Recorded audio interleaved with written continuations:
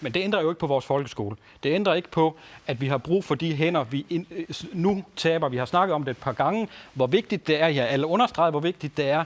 Lad os høre bare et eksempel på, hvad du vil have skrevet ind i handleplanen, når vi snakker om handleplanen for folkeskolen. Det er jo, at da vi får reduceret den her restgruppe, som vi kalder det, som jeg er utrolig ked af, er så høj.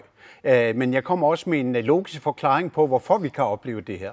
Nej, vi skal have forbedret vores restgruppe, således at så mange som muligt bidrager aktivt til samfundet for at sikre den velstand og det velfærd, som mit parti også går meget ind for. Nemlig, at vi har et velfærd, som sikrer de gamle, de unge uddannelsesmuligheder, sundhedsområdet og alt muligt. Der er så mange ting i det her, så det er svært at skille nogen ud. Yes.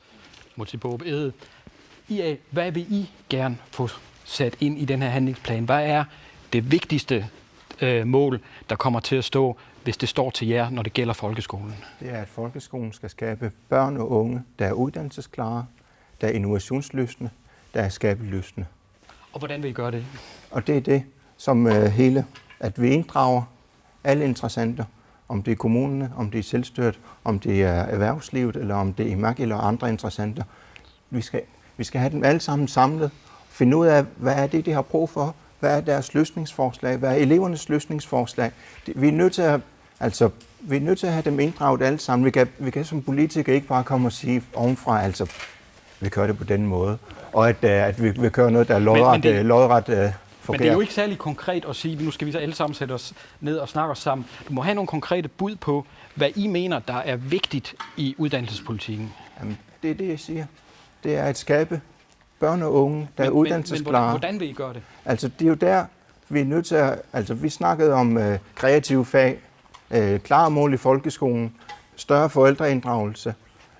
Vi skal inkludere alt og alle, der er i samfundet. Det er det, der er i centrum. Så.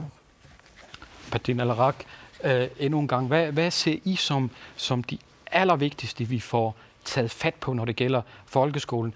Er det den her restgruppe, vi skal fokusere på at bringe ned? Er det sådan den store mellemgruppe, vi skal løfte? Eller er det eliten, vi skal løfte? Vi skal kigge på dem alle sammen.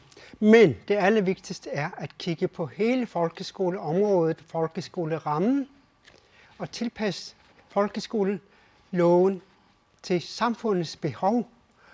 Og igen kigge på, hvilke fag der undervises i, hvilke fag skal der styrkes, og hvordan er læreruddannelsen. Vi bliver nødt til at kigge på den. Vi bliver nødt til at stille de krav, vi ved, der skal til for at løfte det grønlandske samfund i fremtiden. Og så tilpasse uddannelsen til de krav, og måske stille højere krav til lærernes uddannelse på seminariet. Højere krav til lærernes uddannelse på seminariet er et af budene. Vi nærmer os så småt slutningen, så jeg må bede om nogle korte svar fra nu af. Sten Lynge var inde på, du var meget inde på, at det jo ikke kun er folkeskolen, men det er også forældrene, det er de sociale problemer, der ligger bagved. Hvor mange ekstra ressourcer vil I sætte ind der? Det er jo ikke sådan, vi svømmer i penge her i landet. Nej, vi bliver nødt til at lave nogle prioriteringer. Og det sociale problemer, vi oplever i dag, skyldes for eksempel spiritusmisbrug. Og der må vi kigge på, jamen, hvordan er det, vi skal lave indsatser på det. Og Kom med et konkret bud. I Adasut, der mener vi, at vi skal have indført gratis misbrugsbehandling, fordi det vil sænke udgifter til sundhedsområdet, og det politiet laver, og alle socialt relaterede problemer.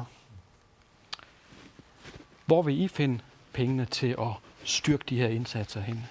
Vi er nødt til at prioritere benhårdt, men det er måske også at sætte ind nogle steder, hvor vi kan starte, uden at det koster sindssygt mange penge, netop med digitalisering.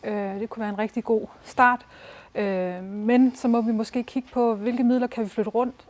Vi tror på, at vi skal effektivisere selvstyret med nogle ting. Vi skal have målt de her projekter, der er i gang. Hvis der er nogle projekter i gang, så må vi lukke ned, hvis der ikke er effektmåling på dem. Og på den måde kan vi måske finde nogle penge der. Altså, det er meget vigtigt, at vi måler meget mere, end vi gør i dag. Fordi lige nu, der bliver sat en masse ting i gang. Det lyder godt med noget uddannelseshalløj. Laver du en lille rapport, og så har du her 2 millioner, eller hvad ved jeg. Det skal vi slutte med. Vi skal simpelthen have målt og effektivisere noget mere. Også på folkeskolen.